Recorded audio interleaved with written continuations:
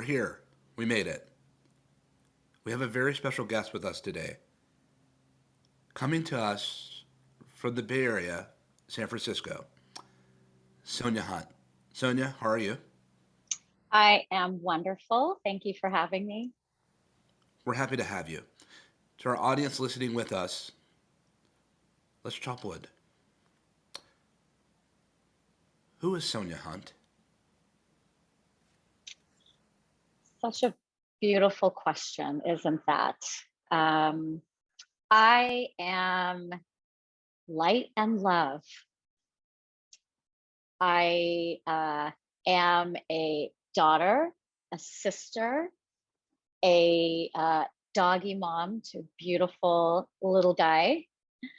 And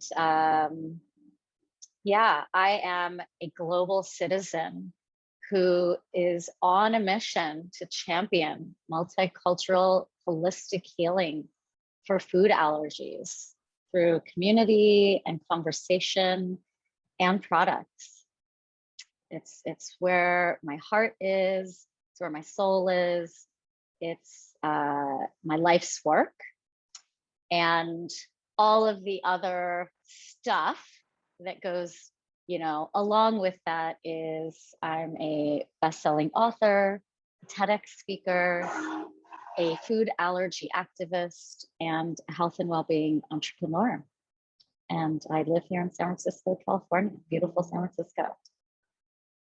Thank you for sharing. To our audience that's listening, and to myself, let's assume that we have no idea what food allergies are. Sonia, from your lens perspective and experience, before we enter into this journey into this forest, what are food allergies? The easiest way to think about food allergies is your body having an immune response, negative immune response to some food that you have eaten. And in my case, as in the case of millions of people out there, that could mean you eat something and the immune response is you feel a little itchy internally. You might get some hives on your body. And in the very serious case, your throat would start to close up and you would go into what's called anaphylaxis, which can be deathly. And I've had all of the above throughout my life. I've been dealing with and managing severe food allergies, environmental allergies, and asthma since I was 3. So it's 4 decades long. And I have been in anaphylaxis 4 times in my life, which means food has tried to kill me 4 times in my life. That sounds treacherous. And anaphylaxis, what is that? So anaphylaxis is a response from your body where think about your lungs being inflamed because of this substance, right? That your immune system is thinking is very harmful to you. And they start to get inflamed and it's starting to cut off your air supply. So it can manifest as you can't breathe and eventually you're choking. And you absolutely need to be in a hospital in the ER for doctors to help with that inflammation so that you can breathe. So when it first manifested for me, it was due to something I ate, which was a peanut butter and jelly sandwich at the age of 3. My parents and I don't really remember, me having peanuts or peanut butter before that age. And it was kind of an immediate taking a few bites, digesting that, and then boom, my throat started to close, got hives on my body, and I needed to be rushed to the ER to save my life. Really scary. We're so thankful that you made it. And we say that in all sincerity. In life, audience, we find ourselves along the way having come into contact with what we're soon to be in our professions. some are carpenters, some are doctors, some are attorneys, litigators, C suite, graffiti artist. Sonia, did you know that when you arrived to where you arrived to at, that it would be this impactful globally? Uh, no. And then yes. So I'll kind of answer that both ways. For a good portion of my life, I would say, I've been here in Silicon Valley over 20 years. I've had a incredibly successful career in digital media tech. I'm a trained engineer from the East Coast, came out here with a digital media startup, and that started off my career coding and doing engineering work, then into product management, eventually into marketing.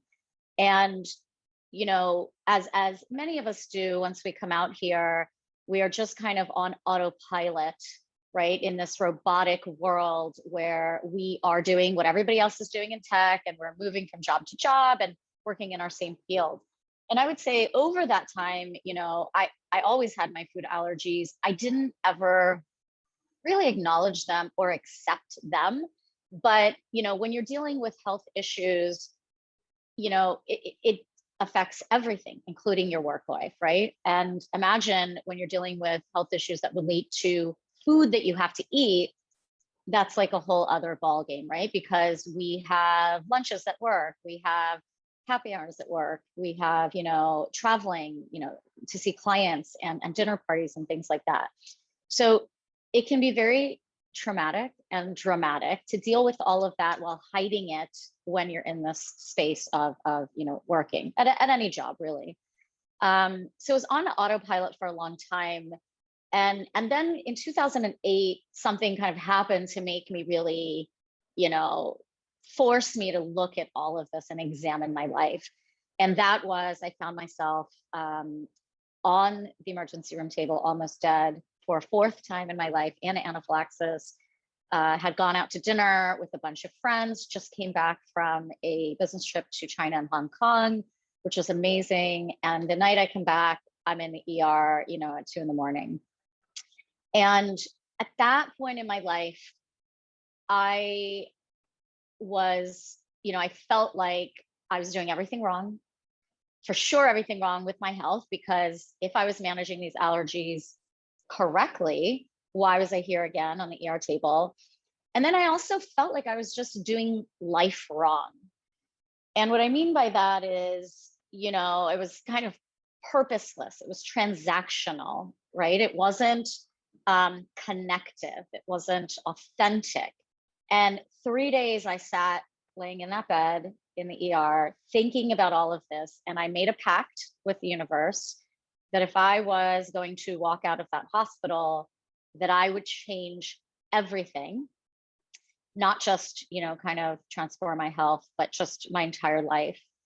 And as if somebody wanted to make sure that I kept good on my word, I did leave the ER. And for the next 1 year of my life, I had the hives that were all over my body from that anaphylactic incident.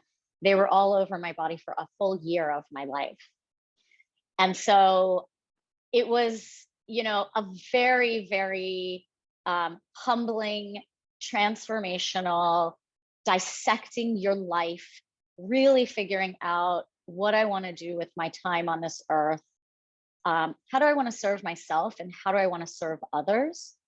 And that's how I then transformed to be where I am today with this platform, talking about healing for food allergies, dietary restrictions for, communities of color. I'm a very, very proud brown woman. I am first generation Indian American. And these are things I just didn't talk about, even 10 years ago. So no, I initially didn't kind of think about any of this, but that was truly a pivotal time in my life where the universe kind of forced me to. And I think that, I really believe that this was always my path. I just needed something to like jumpstart it. And of course, you never want a trip to the ER to jumpstart something like this.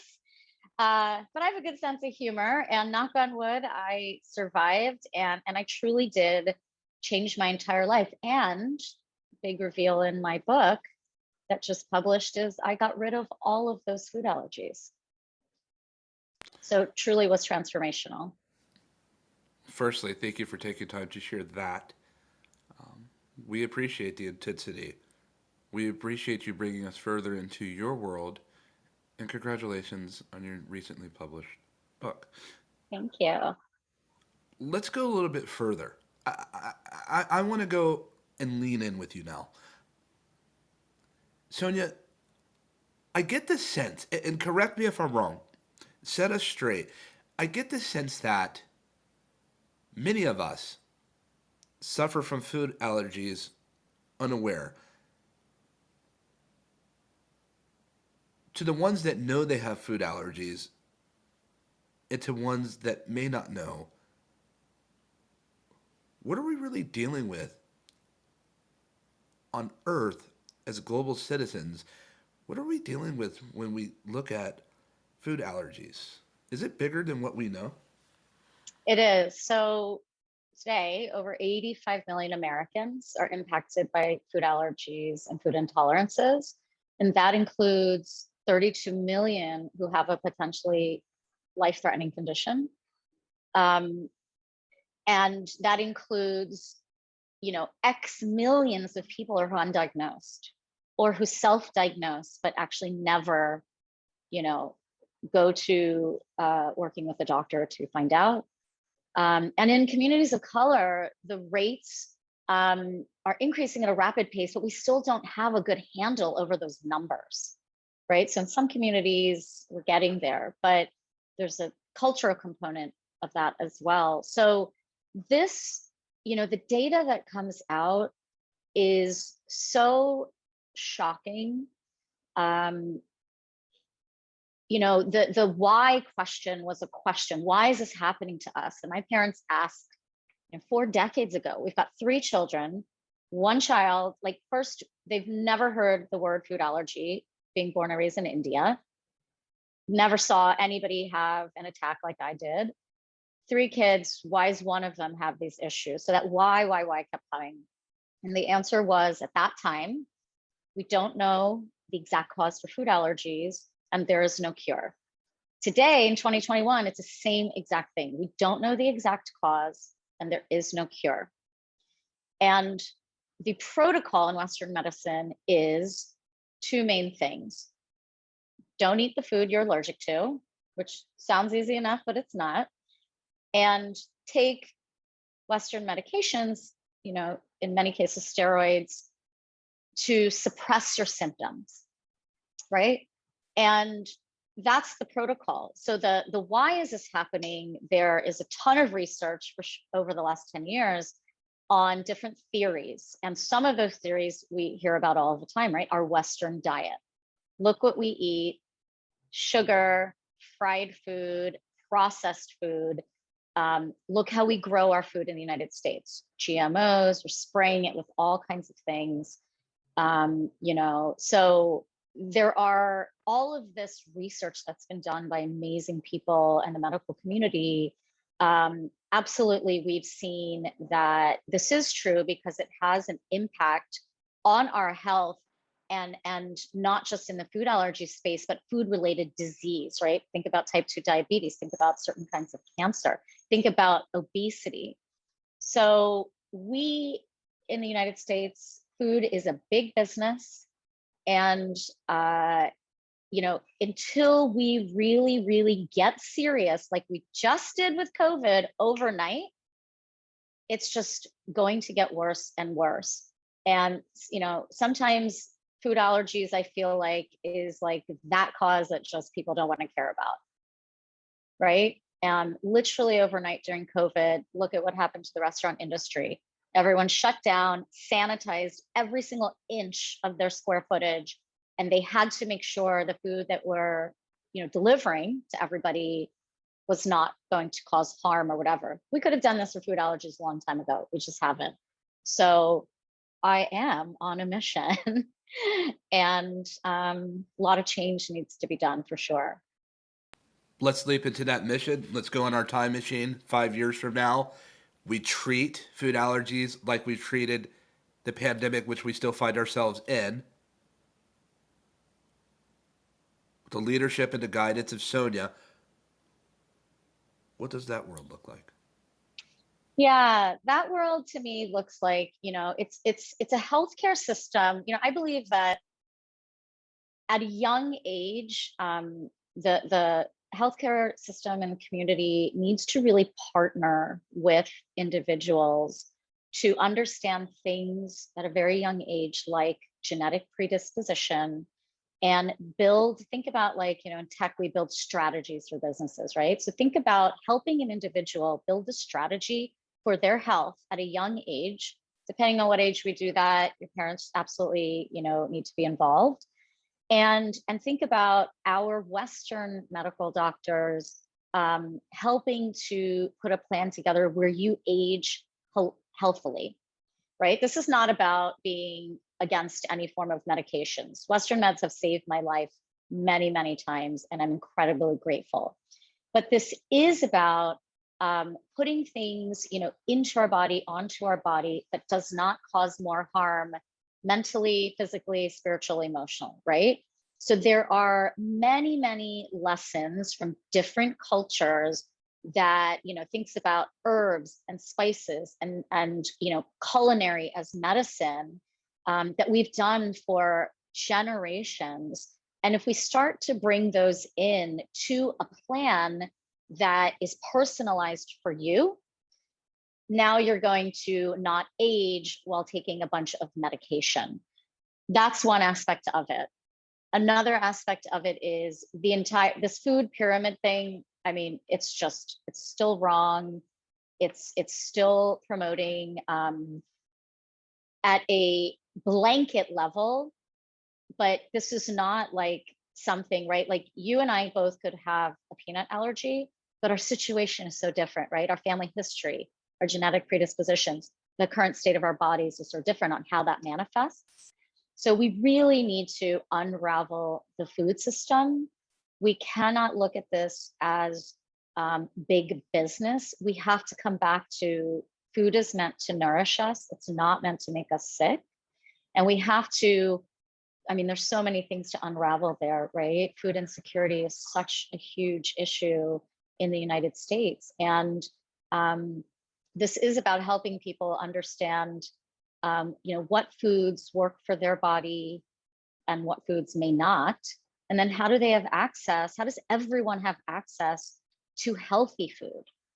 So there's kind of these two huge buckets I see that will take all of us really investing into. And of course, this is all wrapped up into climate change as well, right? And this is why, I'm a huge proponent of plant-based diets.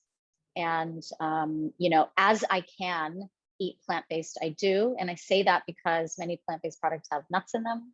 So people with food allergies can't have those, but there are amazing innovations coming out in terms of food here in the Bay Area. And that's really where we, should put our hearts and our efforts, because those are better for people and they're better for the planet. I find myself wanting to saddle up my horse and ride with you. That's someone that suffers from food allergies, nuts, and citrus, and others.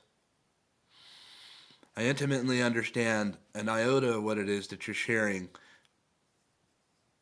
To the little girl that had the peanut butter and jelly sandwich at the age of 3, to the adult that found herself bearing the physical mark and burden of anaphylaxis, to the ones that are listening here, to the parents that are listening here,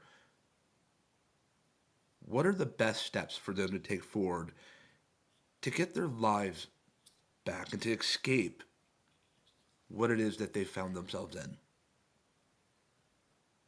One of the biggest things, if not the biggest thing that I did, and I talk about in my book. So in my book, I have a program that I created called 3 to Be. And it's a holistic healing program for people who deal with food allergies and dietary restrictions. And the first step, which is probably the most paramount for me, is just changing mindset around, I just did not accept any of this. I didn't want to accept it. And when you are a child, becoming a teenager, becoming a young adult, becoming an adult, you go through so many emotions. And your worth, a lot of your worth is wrapped up in, I can't eat this, I can't do this, what everybody else does. And you start to like really feel worthless. And for many years, I was just on a journey where I didn't love myself. And that big, promise I made to the universe to change everything was that jolt of changing everything means I have to completely change the way I look at things, right? So, how do I view my relationship with food? What do I want it to be? How do I view being healthy? What do I want that to be? All those negative things that creep into your mind for, all of the situations we're in. How do I stop that? And how do I change that? So I created this program over a 10-year period and tested and tweaked. And when it came to changing mindset, I'm big on whiteboard and strategizing and theories and how do we test this and what are the results and, spreadsheets galore. And, at the end of the day, it's these small steps that I call micro steps that I was dedicated to taking every day because I knew if I did it and I consistently did it, I was going to get healthy. I did not know that I would get rid of my food allergies. That was a North Star, but I knew that overarching my health would improve. But again, my head had to be in the right frame of mind. And I think that, in 2008, truly I hit rock bottom with my health. And if my health was at this rock bottom level, nothing else mattered, right? I wasn't going to thrive in work. I wasn't going to thrive in personal life, friend life, dating life. It didn't matter because it all started with how I looked at myself, how I felt about myself, what I was dealing with physically, mentally, emotionally, spiritually. And my head had to get into the right place for that. And so I spent a lot of time on changing my mindset, to a growth mindset and learning and researching and talking and starting to bring those right people into my world, a different set of physicians to help me. That was a diverse set of physicians, right? Western medicine, Ayurvedic medicine, functional medicine, looking at people who are very inspirational to me. So many people similar to myself have completely transformed their health and well-being. So how did they do it? What were the steps they took? And anytime that negativity came into my head of like, I can't do it, it's too hard, you're not going to make it, somebody thinks this about you, it was like, I have this, like when I trained my dog, I have this little clicker and I click, when I wanted him to sit or something. And I literally got that out and I just like clicked those thoughts away.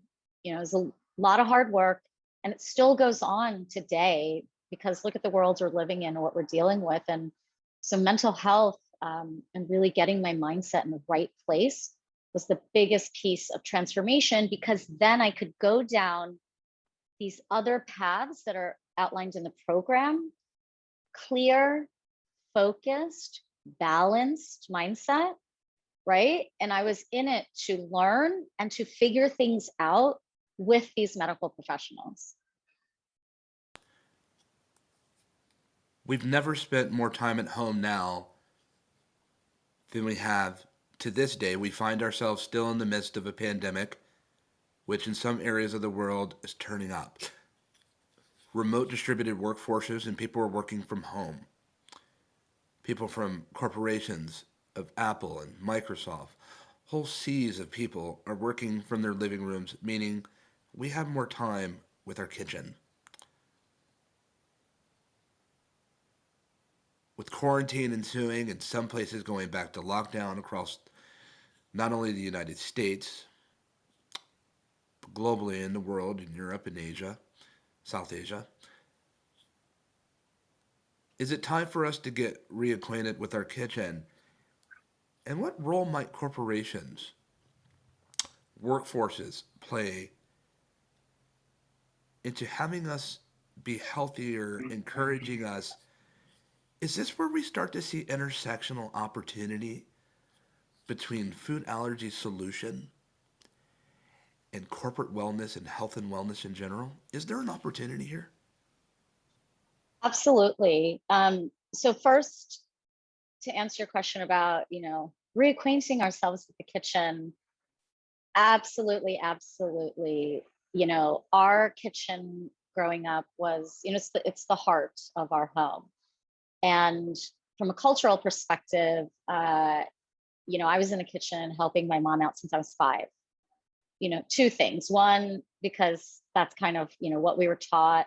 And my mom is a phenomenal cook. And even though she worked, she'd come home and cook dinner 7 days a week, and we'd all eat as a family, no devices back then or anything. And I was either setting the table, chopping onions, whatever I was learning. The other side was, because I had these food allergies, my parents needed to know that I could fend for myself if I was at someone's house. I in my book, I have a whole chapter on cooking consciously and bringing us back into the kitchen. But that consciousness is about the ingredients, right? So the source, where are they coming from? What effect do they have on your body? How do you, blend these beautiful ingredients together for something creative, innovative, that is actually good for your body? And products that are not just good for your body, but also good for the planet, right? It's about experimenting. I never learned how to cook with recipes. It was all about truly understanding, the source of the ingredients, tasting it to see what it tastes like, and playing around to compose these amazing flavors. And I had my mother as this incredible guide. We saw a lot of that happening with everyone going back into the kitchen and making bread and making, everything they did, sweets. And, I tried out a lot of dishes that I had never tried out before, which was amazing. Because cooking is actually a stress reliever for me. So when you talk about what can corporations do, right? It has corporate wellness programs have never been so important. And the biggest thing that I find is it's not about, hey, watch this masterclass and then go figure it out, right?